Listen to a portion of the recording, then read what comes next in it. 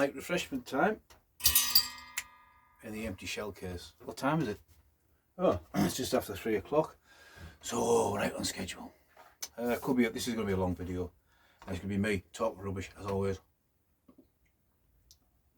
Cheers. I'm going to turn this light down a bit. I've been non-stop all morning doing things in the house, in the garden, and it makes you realise how you get middle-aged, become middle-aged. Keep the cats on a lead. They don't want them out roaming about. They don't want anything to happen to them. Fair enough. Keep them in their own little property. But do let the tomcat off his lead every now and again. And as soon as you let him off, he goes, "Ha! I'm going over next doors. Watch." And he gets on the fence, and I'm saying, "Come down, come down." And he's going, "Nah." I'm actually reasoning with the cat. I'm nearly 55, and I spend my Saturday afternoons, the only time I get free to myself, reasoning with a cat. Anyway, right. So I realised the other day that I hadn't done an ordinary life video for ages. I actually rewatched one of them. I looked up the details, and it was September last year. And I want to keep cracking on with it. I know if any of my regular people who watch my channel, military types, I wouldn't be offended if you don't watch it, you don't comment. It's not up your alley. Fair enough. I can understand it. I am doing it for myself, really, because when I start thinking about my working life, especially this period I'm going to do now, I had to write a couple of notes. How do you like write notes about your own life? I'm forgetting things. You get older, you start forgetting things. I don't want to forget things. I want to probably have a record of the things that happened. So, an ordinary life. I always say, I've never done anything outstanding. I've never saved anyone's life. But then I remembered, I actually saved my wife's life.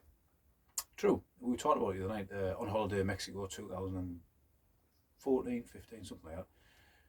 Went snorkeling, me and her off the beach, and she panicked. She got out of the depth. She panicked. The first thing she did was push me under.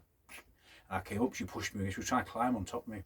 Now I, you know, you say, oh, I nearly say I saved a life. Someone who was there, because loads of my friends were there, like, oh, that didn't happen like that. Well, no one else was there, but if I'd been not a confident swimmer, or someone who's never free dived and stuff, you know, which I've done a lot of, it could have gone the other way if I'd panicked as well. And I definitely thank my old headmaster in my primary school for that.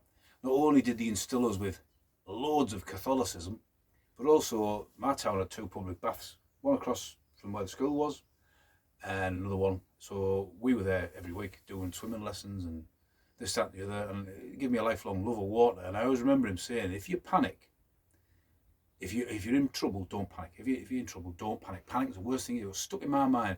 And when I do get to the point in my ordinary life, it is quite relevant to me, because I nearly drowned myself, only with the advice of my headmaster. It came in my head. So there you go. So I have saved someone's life, my wife. And we got to the shore, and she went, "Oh, I nearly drowned then, didn't I?" I went, "Yeah." She went, "I'm getting an ice cream." That's when the adrenaline started kicking in with me. It was quite a, I'll tell you. Anyway, I want to try and cover January 1991 to June? Spring, May, whatever it was, sometime, 6 months of my life. Probably the most boring period of my life. I don't know, maybe the last few years hasn't been, I don't know. I'll try and get through it. I'll try and make it not too long. So, I think I left you that I'd been working in between Christmas and New Year. You might have to rewatch it if you wanted to. No, I'd forgotten. Working on a job to keep my dad's other job alive, or something along them lines. I spent that Christmas actually full of antibiotics, because I'd caught a mouth infection, because I hadn't been washing my mouth guard properly from rugby. There you go, lesson learned in life. So yeah, I couldn't drink all that Christmas. I remember that very well. So after Christmas, the Christmas break, I went back to working for this fella that I'd been working for. He was the sewage plant fellow. We were doing engineering trade jobs, but it was on sewage plant waterworks. Now, he didn't pay any holiday pay, which was a thing that British firms could get away with till about 2000, 99, 2000. And it was a regular thing. What do you do? Oh, there's no holiday pay on this job. I need a job, so you had to go and do it. But because he was like that, then there was no loyalty coming back over. So me and my mate were both working for him, and we got a call to go back to the rig yards. And we just dropped him, literally on the morning, phoned him up, we're not coming in. I worked for him loads after that. What can you expect, you know, if he's not paying the rate? Now, if I do repeat some of these stories, I have flicked back through these videos to try and see if I've already mentioned this incident, but because where I went to work, I'd worked there a few times, I might be getting confused in my middle age. But basically, we went to this offshore yard, which I've described to you before, like a Zeppelin hangar, and the porta cabins for if you're having your lunch in and whatever, are up a height, halfway up the building. And you go in, you've got your toolbox, you've got your bag of overalls, your boots, you've got your bag with your food in, and in those days, nobody's there to help you, right? There was no one waiting at the gate for you to come in, Stan, this is where you're going to sit, this is your locker, dog eat, dog mate. And you go in, and I went in this time, and there's maybe 100 blokes in there. I'm not sure of the exact number, 100 blokes, 130 blokes, I don't know. There's a lot of men in there. And I went up, and there was a table, 3 guys on there, and a space. And I says to this lad, excuse me, mate, excuse me, is anyone sitting there? And this bloke went, psh. I'd worked with him in Germany. And he went, oh, young Stan. The last time I saw you was in Germany. I thought you died of, insert a sexually transmitted disease in here. And the whole cabin started laughing. The whole, stamp on the feet. And I'm going as red as that flag. Red as a beetroot. Because that was a thing in this place especially, and other places, that if you were late for your break, the whole cabin would start stamping the feet like a marching army to humiliate you. Probably something that wouldn't happen nowadays. What do I think of it in retrospect? I don't know. Character building, I suppose. Didn't bother me. I used to sometimes come in late on purpose so people would do it. Although I think it was the next time I came here, very few females were involved in the industry at the time. And this particular job, it wasn't this time, I'm sure it was later on, but I'll mention it now. I saw some really bad sexism, as in people making comments to members of staff, female engineer, who I was on a college course with years later, and I said I admired your fortitude. People saying things in the clock queue to her specifically, and you look back and you think, today the world's very different. I certainly don't need to be told how to behave. I don't think any laws should be put in place to tell you how to behave. There's always going to be dickheads. You can't legislate for them. And I remember this girl going to the clock queue once, and these lads were saying things. And I just remember thinking, I didn't step forward, because I mean people don't do that in general. But I just remember thinking, I was only 20, 21. I just remember thinking, what are you saying that for? I'm not going to go into what it was, but I'm thinking, you're grown men, you blokes in your 40s with wives and kids. What are you saying that for to her?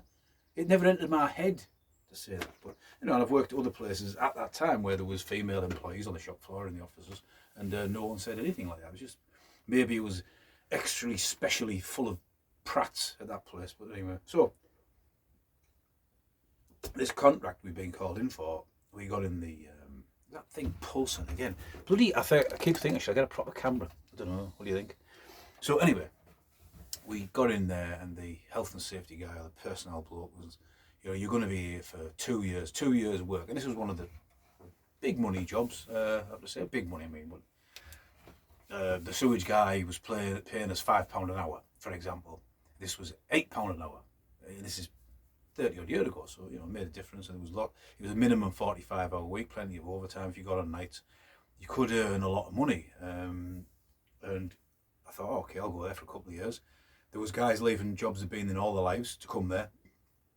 There was fellas buying brand new cars, all this sort of carry on. Only lasted 6 weeks, paid off, got rid of half the workforce, paid them off. I don't know why, I can't remember why. There's always something in these places. It's a joke, basically. My line of work, even to this day, it's still like that. It's still like that. You know, they bring employment laws in, but nothing really changes, to be honest. Anyway, right, just looking at my notes again. So I was kicking dust again, out of work, which sort of, it makes you realise that it's okay earning 30 years ago £500 a week, but what happens if you're off work a month? You'd have been better off staying in your low paid job, wouldn't you? You know, that sort of thing. But that's not how you are when you're young. And my dad actually got me this next job, one of the few he got me, and it was for a firm, the only time in my life that I actually had a wage packet, you know, a proper little thing with a window and loads of money in. And it was up in Tyneside, right in the River Tyne, on what you call a tank farm. So they have tanks, as in oil tanks, gas tanks, you know. I can't remember what this one was going to be. These were tanks from south of England that had been floated up on a barge, and they were from Watney's Brewery, and we were converting them to hold, can't remember. And I had to do a job on the bottom where we were putting like plates around them, whatever. And I got my mate on there, so we were going up there every day. And it was again 5.5 days. So you were working 10 hours Monday to Thursday, 8 hours Friday, Saturday morning. And this one was there was a gaffer there, and his brother was a labourer, and they used to drive a little van, works van. So you got a free lift there. Yeah, you paid so much petrol money. It was all right. It was a decent money. But you know, Tuesday morning was bad for me and my mate, because Monday night was disco night at the local pub, and we never missed. Sometimes you get in that van where we live, and it's a 35-40 minute drive, sleep all the way there. Yeah, so that's life in the northeast when you were 21-year-old. So quite a hard physical job. Again, we used to disassemble scaffold and take it out through a little manhole, and take it through the next manhole and assemble it all again. But I don't mind that sort of thing. They had an engineer on there who he looked like Timmy Mallet. I've called someone else Timmy Mallet in one of these stories, I'm sure. So maybe there's a lot of Timmy Mallets about. He had a little squeaky voice. Like, it's just the way it was. And he came up to me and my mate. We'd only been there a few days, and he went, "Hello lads, everything all right?" Yeah, mate, yeah. And my mate I'm cheeky. He's even cheekier. Any problems, lads? Any problems at all? Have you got any problems? And my mate went, "Oh yeah, when I'm with my girlfriend in bed, I'm just not rising to the occasion." And this bloke just went, looked at me, mate, and buggered off. Never came back again, never bothered us again. Yeah, probably not something you should do. You probably couldn't do it nowadays. The thing that does stick in my mind about that job is that where it was down on the river, and if you stood on top of the tank, I'm not very good at guesstimating, the tank might have been 25 feet, 30 feet tall, and you stood on it, the land went up like that at the back, and it went to like a derelict industrial estate, probably maybe 200 yards away, maybe. And you were on level with a road, an old rundown road. And every Friday afternoon, about 1 o'clock, a big BMW would pull up with a bloke in the front. We did have a optical measuring device, dummy level, bit of magnification, and we were looking, seeing where it looked. I don't see why he couldn't have seen us. Maybe he didn't give a shit, I don't know. But he was like a middle-aged fella. Behind him, a black Volkswagen used to pull up, and out would get, she looked younger, attractive woman, and she would get in the car with him, and they would do what adults do when they get together, obviously some sort of affair. I wonder whatever happened to them. I mean, they could actually watch this video, couldn't they? You know, drinking the tea. Oh, shit, that was me! Well, anyway, you looked like you were enjoying yourself, that's what I'd say. So, the job was running down to an end, and me and my mate had a couple of like weekends booked. So the bloke, I can't remember what we did. Maybe we worked loads of hours, and then he said, "Oh, well, you finish up if you're going to go away, like get the job done." And we were going to Amsterdam with the rugby club, my rugby club. And my mate didn't play rugby. He did have a run out at this place. I was going to bring a photograph down, but I forgot. I'm already 13 minutes in, so I'm not going to go and get the photograph. Not of the rugby club, but the week after, we were going to France for £1.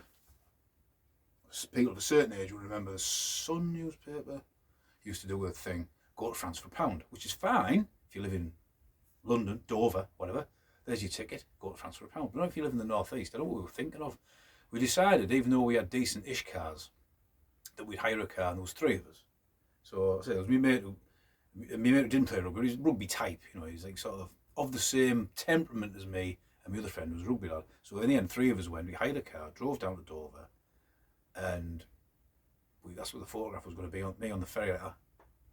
Drove down to Dover, got on the ferry to Boulogne, and it was sort of early spring, quite cold on the night, and we got into company with these lads from southern England, London probably. I think they were London lads. Now, I can't say whether they were football hooligans or not, but you know, we were all, it's relevant that we were all rugby players, or rugby playing sort of mentality, if you like. I mean, that makes sense. And we were sat outside at the bar with them, just drinking. There was about 10 of them, there was only 3 of us. The next thing I remember, there was one had long hair and cowboy boots on. And so maybe they were 3 years older than us. And they started smashing the place up, flinging the chairs around. And we were going, what the fuck's going on here? And the owner come running out. screaming and shouting about phoning the police, and we just drank up and went. I mean, like that wasn't the type of thing we were into. I never saw them again. And we tried to find we got a taxi to take us to a nightclub in Bologna. And I remember that it was like, I'm sure it was in a cliff like the Guns and Navarone. We drove up, we got this door, taxi driver dropped us off, off he went, and the door opened, it was like a little iron grill. No. Oh, we're not coming in there. So we had to walk back into town, and we couldn't find the hotel. Days before, sat-navs and things on your phone that steer you home, we were lost completely, and it was freezing, absolutely freezing. That time of year, probably like now, where in the daytime you're walking around in a t-shirt like we were, the night time, minus whatever. And we eventually found the hotel. I did have some good photographs of my mate projectile vomiting the next day in the middle of the street. I should have showed you them.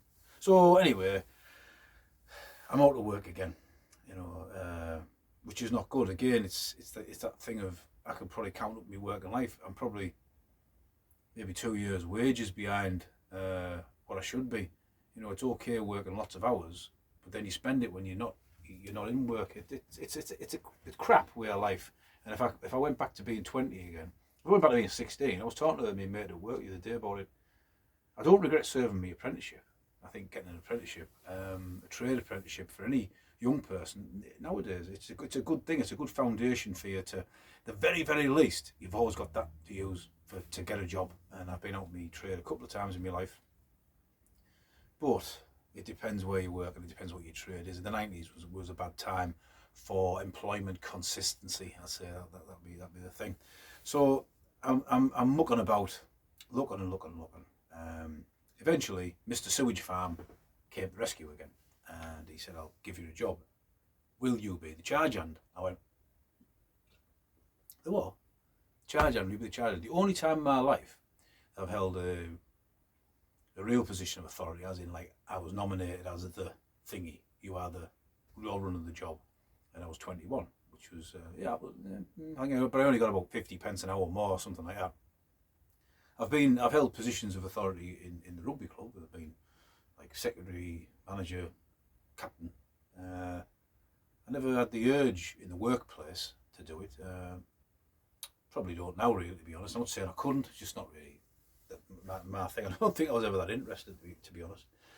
So I took on this job, and we did a lot of preparation work in this workshop, a little tiny workshop, awful conditions.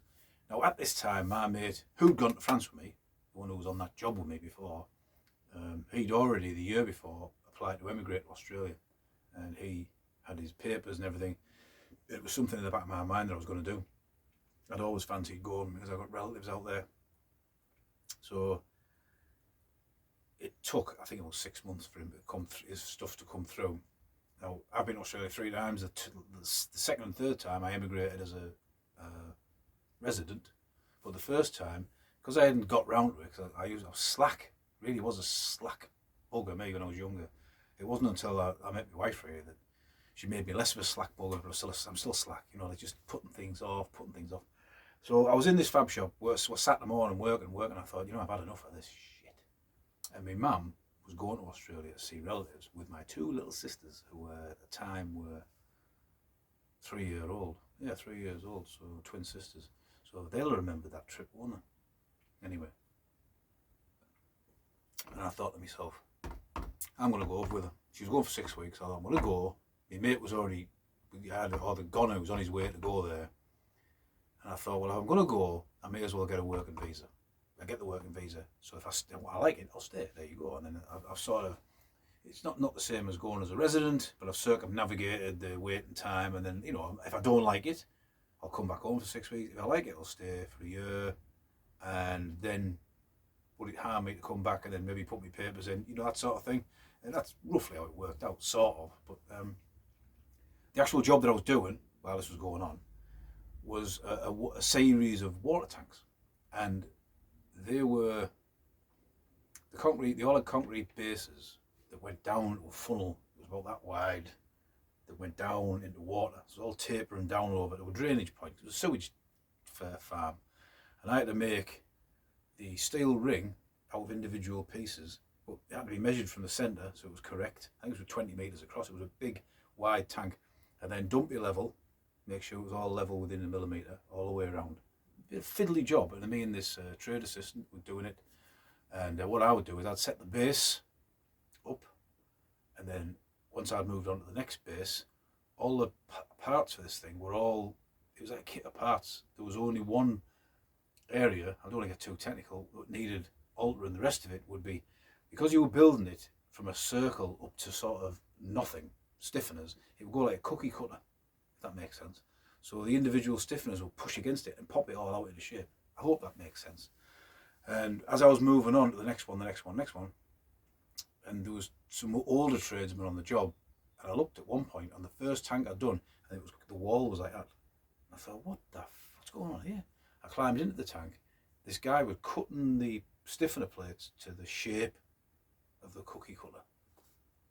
And I said, you've done that wrong. You shouldn't have done that. And he turned around to me, he said, I'm going to swear. He said, piss off, son. I've been doing this job for 30 years. And I just went, right, okay. Right, fair enough. That's all right. So I had to report him to the gaffer, because what can I do? I can't remember what happened with that, but I know my gaffer was getting into me about the time I was taking to set up the base for these tanks, and I said, well, I'm doing it my way, or that's it, I'll leave. You know, I wasn't that bothered anyway. And in the end, when they surveyed the first tank that I'd set the bottom of, it was all within a millimetre, all the way around. So there you go. You know, it's something to be proud of, I suppose. And it's still there on Google Earth. Loads of trees growing around it. But I also remember, because I was going to Australia 7 days a week, this job, that I was spending a few of the Saturdays just saying to the gaffer, I'll be a bit late, organising a few things behind the scenes. And one day I organised so much. I mean, God rest his soul, he's passed away now, and his business no longer exists. But I spent one Saturday sorting my bank details out, and I noticed in the art gallery, which is long gone now, which was there was an exhibition, and I thought, I'll go in there. I spent the morning in there looking about, and I was going down the A1 in my Ford Capri, and I saw his van driving along in the fast lane. I thought, shit, this is like 12:30. I said it'd only be a couple of hours. So I just put my foot down, undertook him, and slinked right down in the chair. And as I got to the site, I nipped in front of a crane coming on site. So by the time I got on site into my overalls, he was behind this crane. It took him half an hour to get on site. First thing he said to me, was that you on the A1? I went, no. I saw a black Capri. It wasn't me, mate. I've been here since 9 o'clock this morning. Anyway. Some of my next bit about Australia will run into me personal life a little bit. So at this time, as I said, there was a centre point, like a scaffold built over the inner cone of this water-filled, imagine an ice cream cone with a great big shape like that. It was so far up with water. And there was a centre point on the scaffold board, and that's where the trade assistant would put the tape so I could measure it. Monday morning we come in, he goes to the centre, he goes, oh shit, Stan, come here, you better come here. We looked in, and there was a big black Labrador. It fell in, and there was scratch marks all the way around by the poor thing had drowned. His tongue was hanging out. Really awful. It sticks in my mind. And I think they paid one of the labourers double time for 2 hours, and he got in with a sling and brought this thing out. It wasn't nice. Poor thing, you know. What a death to have, and why it's poignant nowadays. People say health and safety's gone mad in the world, and whatever your thoughts are on that. This was a live construction site right next to a housing estate. The day after we got the dog out of the hole, 4 kids appeared. There was no fences around the thing. Have you seen our dog? Have you seen our Labrador? And it wasn't lost on me that could have been one of the kids in there. Easy, you know, just what a way to go. Terrible. It's the only time I ever saw someone drinking at work in Britain. Saw it in Germany when I was younger, and I experienced when I was an apprentice going to the pub at dinner time. I did it when I was an apprentice. But this fella was like a digger driver, and every dinner he'd have a bottle of brown ale. Probably made him drive better. So yeah, and I'm going to wind this up. It's going to be less than half an hour, honest. During this time, Monday nights, disco night, still remember, me and my mate, Monday night, disco night, we got invited to a party just round the corner. So we walk out, starts raining, so we run down this cut, not thinking. I had my hands in my pockets. There was one of those, you know, the gates, fences like that, stop cyclists, motorbikes going down. I hit it at waist height, straight over the top, and I smacked the pavement, the flagstone on my head. Imagine that. Yeah, blood everywhere. I mean, the flagstone had to go to hospital.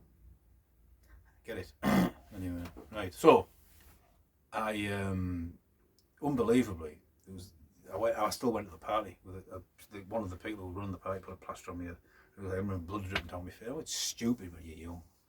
The next day I got up and I realised I was in a lot of pain. So I went to the hospital and they x-rayed me and, they haven't done any damage to it. But I have problems with my neck, playing rugby years later, and they go on about like people heading footballs or, that sort of head injury from playing contact sport. Yeah, I'd probably worry about that more. I mean, I've still got a lump on my head, a scar there from that very injury. It probably reshaped my skull, to be honest. And the worst thing was, I was due to go to Australia to meet these relatives that I only met once in my life before. So I had this great big, massive scab on me, and I looked the right state. I do have a photograph of it. I was in two minds whether to show you, but I think we'll just leave it. You can imagine. I had to tell my relatives that I fell off my push bike. So I wasn't feeling actually quite well at the time with this, and I was going to Australia in a couple of weeks. So the part of the job that I'd been on was done near enough. So I just called, I put my notice in, and that was that. And then I went to Australia, and I'll finish on Sydney Airport. That there was my mum, my two little sisters. My mum's friend had come along with her daughter. And I came off the airplane, I had my town rugby shirt on, excuse me. And there's my uncle, and he's my great uncle, so my grandmother's brother. I'll just call him my uncle for sake of argument's sake. He stood there. I met him once when I was 18. I met him probably when I was a kid, but didn't remember. And I went, "Hello, Uncle Thingamajig." And there his son stood there, my cousin. 6'2", built like two of me. Big muscly bugger. A unit, as they say. Shock of red hair. And a complete nut Australian. He was born in Australia, a complete Australian. Down to the... And he went, "How you going, mate?" Shook my hand. He went, "You play footy?" I went, Yeah. "I play league." So I play union. "Yeah, mate, what do you do for the job?" I said, "I'm a boilermaker." "Oh, you be right, mate." And that started a lifelong friendship. Me and him have been in and out of each other's lives for the past 30 odd years.